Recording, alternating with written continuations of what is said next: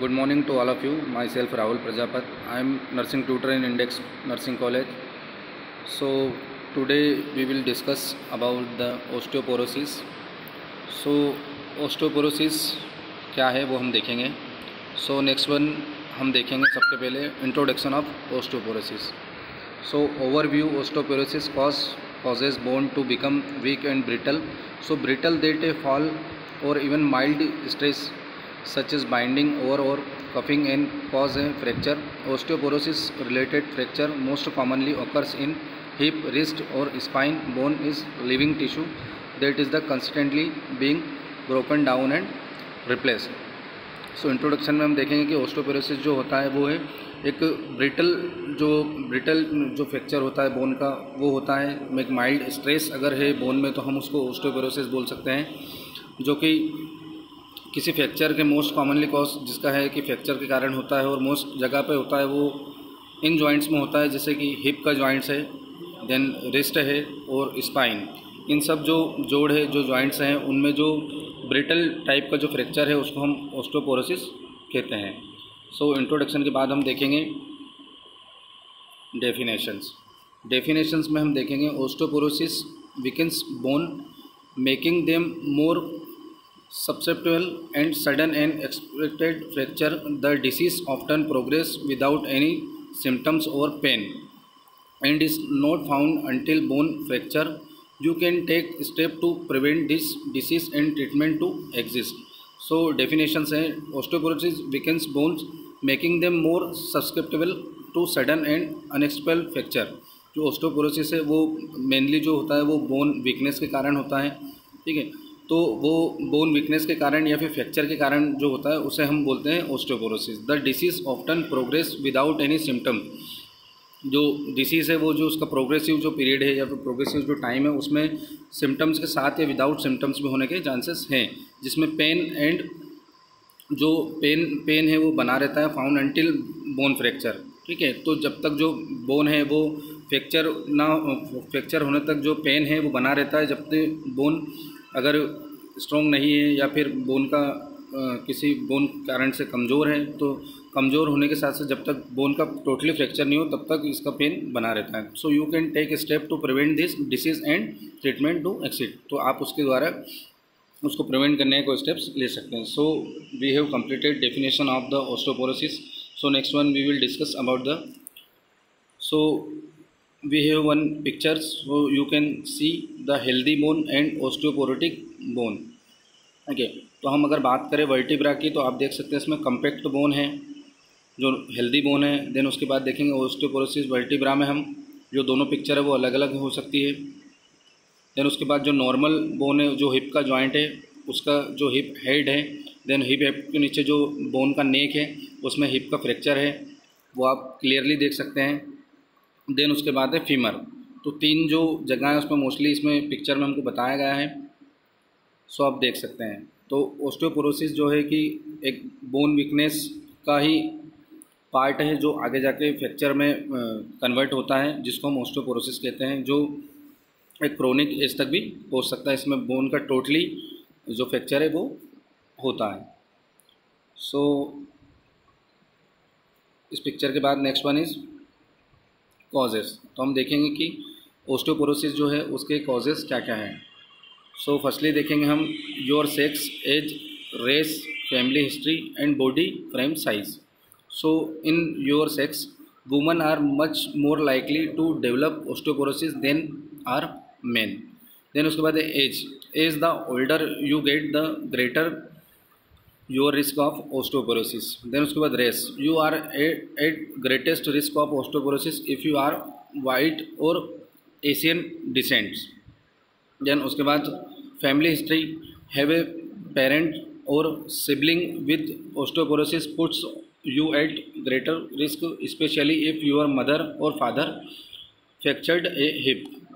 Then last one is body frame size. तो men and women who have small body frame tend to have a higher risk because they might have less bone mass to draw from their age. तो sex में हम बात करेंगे womens are much more likely to develop osteoporosis than the men. तो जो women's जो है जो फीमेल्स में सबसे ज़्यादा ओस्टियोपोरोसिस पाया जा सकता है और कंपेयर टू दी मेन। तो मेन के मुकाबले जो मेल है उनके मुकाबले वुमेंस में कई स्टडियो में पता लगा है कि वुमेंस को ज़्यादा चांसेस होते हैं। देन उसके बाद आता है age factor. The older you get the greater your risk of osteoporosis. तो जो हमारा ओल्ड एज का जो ग्रुप है, जो अबव 40-50 ईयर्स का जो ग्रुप है, एज ग्रुप, उनमें हमने मोस्टली कॉमन देखा है कि ओस्टियोपोरोसिस होने के चांसेस बने रहते हैं। देन उसके बाद थर्ड वन है race. You are the at greatest risk of osteoporosis if you are white or Asian descents. तो जो हमारे वाइट जो कलर्स जो पीपल्स हैं, जो या फिर एशियन कंट्री जो एशियन लोग हैं, उन लोगों में स्टडी में पता लगा है कि जो हमारे कंट्री या जो एशियन कंट्री है उनमें सबसे ज़्यादा ओस्टियोपोरोसिस या फिर कोई डाइटरी डेफिशिएंसी की वजह से एशियन लोगों में डिसेंट्स उसका होता है। देन उसके बाद है family history having a parents और sibling with the osteoporosis puts on at the greater risk. So हमारा फैमिली हिस्ट्री में या मदर या फादर या पेरेंट्स में हम बोलें तो, और जो सिबलिंग है उनमें अगर ओस्टियोपोरोसिस है तो उसका जो जेनेटिक कैरेक्टर्स या फैमिली जो इफेक्ट है वो फैमिली में या फैमिली मेम्बर या फिर चिल्ड्रंस में होने के चांसेस है, या फिर नई जेनेटिक स्टेज में भी इसका जाने का चांसेस बना रहता है। Specially if you are mother और फादर फ्रैक्चर्ड ए हिप। अगर इसमें भी मोस्टली अगर मदर या फादर को हिप का फ्रैक्चर है तो ओस्टियोपोरोसिस होने के चांसेस बने रहते हैं। Body frame size, men and women who have a small body frame tend to have a higher risk because they might have less bone mass to draw from the age. तो जो body का जो हमारा frame है, जो body का gesture है, अगर वो स्मॉल साइज़ में है या फिर हाइट जो कम है या फिर BMI पेशेंट्स का ज़्यादा है compare to the their actual BMI rate, so it will be also cause the osteoporosis. So we have completed causes. So now we will discuss about the hormonal level.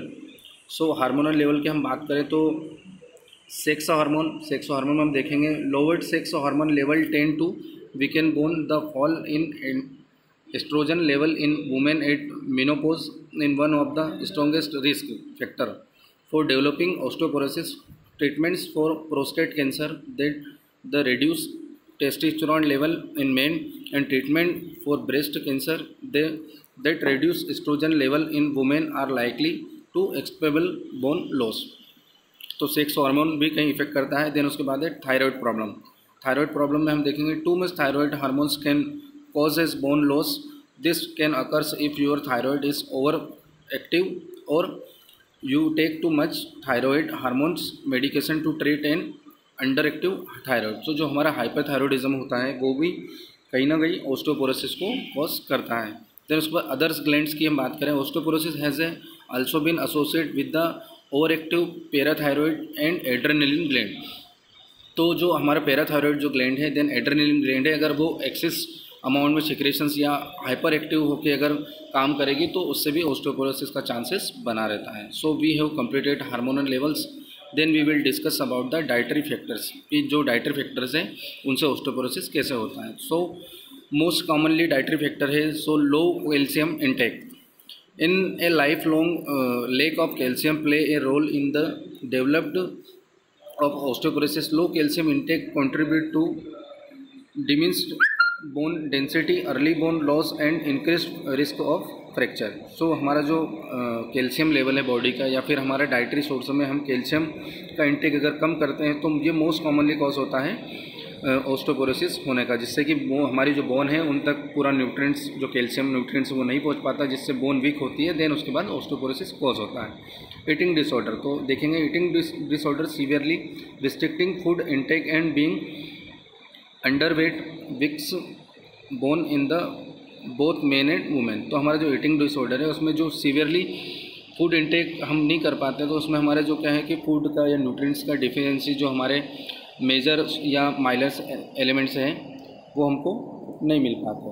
सो उसके बाद हम देखेंगे कि then उसके बाद गैस्ट्रो इंटेस्टाइनल सर्जरी, जो हमारा GIT tract का जो सर्जरी है वो कैसे अफेक्ट करता है ओस्टियोपोरोसिस को या वो कैसे कॉज करता है वो देखेंगे। Surgery to reduce the size of your stomach or to remove part of the intestine limits of the amount of surface area available to absorbs nutrients including calcium. This surgery includes those the help you lose weight and other gastrointestinal disease. तो हमारे जो absorb करने के जो हमारे intestines हैं, अगर उनका रिमूवल, उनके पार्ट का जो एब्जॉर्प्शन वाला जो पार्ट है, उनमें न्यूट्रिएंट्स का जो एब्जॉर्प्शन है वो अगर ख़त्म हो जाता है, हम उसको अगर रिमूव कर देते हैं, तो ये गैस्ट्रोइंटेस्टाइनल सर्जरियाँ भी कई बार हमारे ओस्टियोपोरोसिस होने का कारण बन सकती है। सो हम डाइटरी फैक्टर्स कंप्लीट कर चुके हैं।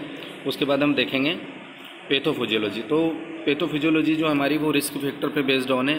उसके बाद हम ऑल जो रिस्क फैक्टर है वो कैसे कैसे ओस्टियोपोरोसिस को करते हैं। तो due to all risk factor या due to aetiological factor, so osteoporosis bone minerally density. तो सबके पहले मिनरल्स का जो है हमारे उनका डेंसिटी होगा, जिसमें कैल्शियम मेन है, जिसमें इम्बेलेंस ऑफ बोन रिमॉडलिंग, उसमें क्या है कि बोन डेंसिटी जो है वो मिनरल्स का कम होगा। उसके बाद क्या होगा, इम्बेलेंस ऑफ बोन रिबॉन्डलिंग, उसमें जो बोन का जो रिबॉन्डलिंग है वो कम होगा। देन उसके बाद बोन रीजॉर्प्शन होगा, जो बोन है उसका क्या होगा, रीऑप्शन होगा। देन उसके बाद होगा रिस्क ऑफ फ्रैक्चर्स, जो हमारा जो फ्रैक्चर का जो रिस्क है वो हायर होगा। देन उसके बाद determine the quality of the life expansion. Then इसके बाद जो लास्ट में हमारा ओस्टियोपोरोसिस है, जो मेनली वो कॉज हो जाता है। तो ड्यू टू एटियोलॉजिकल फैक्टर हम देख सकते हैं कि ओस्टियोपोरोसिस कैसे कैसे स्टेज बाय स्टेज कॉज होता है। देन पैथोफिजियोलॉजी हमने कंप्लीट की। देन उसके बाद हम देखेंगे क्लिनिकल मैनिफेस्टेशन कि क्या क्या सिम्टम्स अपीयर होते हैं ओस्टियोपोरोसिस पेशेंट्स में।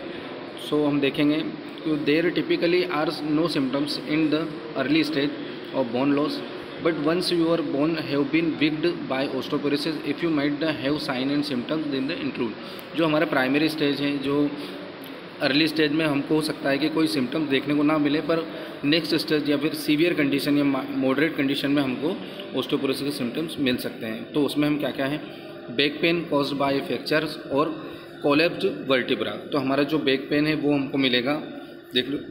उसके बाद देखेंगे हम causes of by a fracture on collapsed vertebra. तो हमारा जो वर्टिब्रा का जो वर्टिब्रा है वो कोलैप्स होने लगेगी। देन उसके बाद loss of height over time, ठीक है, हम जो हाइट है उसको ओवर टाइम के लिए लॉस कर देंगे। देन उसके बाद ए स्टूप्ड पोस्चर, ठीक है। तो उसके बाद जो हमारा जो पोस्चर है बॉडी का, हमारा जो नॉर्मल गेस्चर पोस्चर होता है बॉडी का, वो एक एबनॉर्मल कंडीशन में ओस्टियोपोरोसिस में देखने को मिलेगा, जो कि एक अपीयरेंस से या पेशेंट के गेस्चर से हम भी जज कर सकते हैं। A bone that break much more easily than expected, ठीक है। तो जो बोन है हमारी वो उससे इजीली ब्रेक डाउन हो जाएगी। सो हमने क्लिनिकल मैनिफेस्टेशन कंप्लीट कर लिया। देन उसके बाद हम देखेंगे डायग्नोस्टिक इवैल्यूएशन। तो how to diagnose the osteoporosis in the patients. So we will see firstly history collection. हम पेशेंट का सबसे पहले हिस्ट्री देखेंगे, उसका फैमिली में या फिर सिबलिंग में या फिर कोई नेबर या फिर किसी भी तरह का जो फैमिली हिस्ट्री है उसका क्या जेनेटिक कॉज तो नहीं है, हम सबसे पहले वो देखेंगे। देन उसके बाद डाइटरी सोर्स उसका हम देखेंगे। तो फैमिली हिस्ट्री कलेक्शन है डायग्नोस्टिक इवैल्यूएशन। देन उसके बाद फिजिकल एग्जामिनेशंस, अगर कोई पेशेंट हमारे पास आया है तो हम उसका फिजिकल एग्जामिनेशन करेंगे, सब रिफ्लेक्स या फिर बॉडी का जो ROM जो है वो हम चेक करेंगे। देन उसके बाद हम ब्लड से कुछ इन्वेस्टिगेशन करेंगे, जैसे सीरम कैल्शियम हो गया, सीरम फास्फोरस हो गया, बोन डेंसिटी टेस्ट करवाएंगे हम। देन उसके बाद रेडियोलॉजी की बात करें तो हम CT scan, ultrasounds and x-ray, ये सब चीज़ें भी हम करवा के डायग्नोस्टिक इवैल्यूएशन कर सकते हैं। देन उसके बाद हम देखेंगे ट्रीटमेंट। अब डायग्नोस्टिक इवैल्यूएशन करने के बाद क्या क्या ट्रीटमेंट है ओस्टियोपोरोसिस के, हम वो देखेंगे, ठीक है। तो उसके बाद देखेंगे हम कि बाइफॉस्फोनेट्स में हम देखेंगे for both the and women's and increased risk of fracture, the most widely prescribed to osteoporosis medication and biphosphonates example include। तो क्या है, एल्डोरेनेट जो है, बिनास्टोफोमेक्स ये है, आइबोड्रोनेट जो बोनीवा है। देन उसके बाद राइजडोनेट, उसके बाद है जोलिड्रोनिक एसिड। तो ये जो चार जो मेडिकेशंस हैं जो है वो हम ओस्टियोपोरोसिस में हमको हेल्प करते हैं उसके क्योरेटिव या ट्रीटमेंट के लिए। देन उसके बाद है हार्मोनल रिलेटेड थेरेपी, जो हार्मोनल रिलेटेड थेरेपी हम उससे भी ओस्टियोपोरोसिस को क्योर कर सकते हैं। देन उसके बाद है estrogen, especially when started soon after menopause can help maintain bone density. तो जो एस्ट्रोजन है वो भी क्या है कि मेनोपॉज के आफ्टर में वो जो रिलीज़ होता है, देन वो भी आपको क्योर करने में हेल्प करता है। सो उसके बाद बोन बिल्डिंग मेडिकेशन है। If you have severe osteoporosis और if the more common treatment for osteoporosis don't work well enough, your doctor made to suggest. तो उसके बाद हमको डॉक्टर का सलाह भी लेना है, ज़्यादा हेवी लिफ्ट या फिर ज़्यादा वर्कआउट पेशेंट को नहीं करवाना। उसके बाद ओके, टेरिपेटाइड या Bonsity Forteo. So this powerful drug is the similar to parathyroid hormones and stimulus the new bone growth. It's give by daily injections under the skin for up to the 2 year. दो साल तक है हमको टेरिपेराटाइड जो है उसका medications भी लेना है। उसके बाद है एबेलोपेराटाइड जो कि है टेमलोस, जो in another drug similar to parathyroid hormones is this drug can be taken for the only 2 years. ये ड्रग भी हमको 2 साल तक पेशेंट को सजेस्ट करना है। देखो उसके बाद रोमोसुजुमैब, रोमोसुजुम जो है immunity, this is the newest bone building medications to treat osteoporosis. It gives an injections every month at your doctor's office and limit to 1 year to treatment. जो वो है रोमोसुजुमैब वो भी 1 ईयर तक चलेगा पेशेंट को। तो इस तरह से हम ऑस्टियोपोरोसिस को क्योर कर सकते हैं। फिर उसके बाद है लाइफ स्टाइल एंड होम रेमेडियंस। सो हमको लाइफ स्टाइल में क्या क्या चेंजेस करना है वो भी हम देंगे। Don't smoke, smoke increase rate of bone loss and chance of fracture. जो हमारा स्मोकिंग है वो हमारे बोन डेंसिटी जो है उसका फ्रैक्चर को बढ़ाता है, उसके बाद उसके रिस्क को बढ़ाता है, इसलिए हमको स्मोकिंग को अवॉइड करना है। Limited alcohol, consuming more than 2 alcohol drinks day में decrease bone formation. Being under the influence of alcohol also can increase your risk of falling. तो जो अल्कोहल है उसमें हम देखेंगे कि उसको डे बाय डे अगर पेशेंट्स इनटेक कर रहा है तो उसमें भी फ्रैक्चर का चांस या फिर फॉलिंग का चांस या फिर बोन का जो न्यूट्रिएंट्स है, बोन फॉर्मेशन जो है वो वीक हो जाता है। तो अल्कोहल भी हमको अवॉइड करना है। प्रिवेंट फॉल या हमको गिरने से बचना है। Wear low heeled shoe with the non slip soles and check your house for electrical cords area rugs and slippery जो है वो surface that might cause to all fall. Removes brightly and lit install grab bars just inside and outside your shower door and make sure you can get to in the out of your beds easily. So हमको क्या क्या prevention है घर पे वो भी सब देखने हैं। देन उसके बाद thank you. So osteoporosis complete है।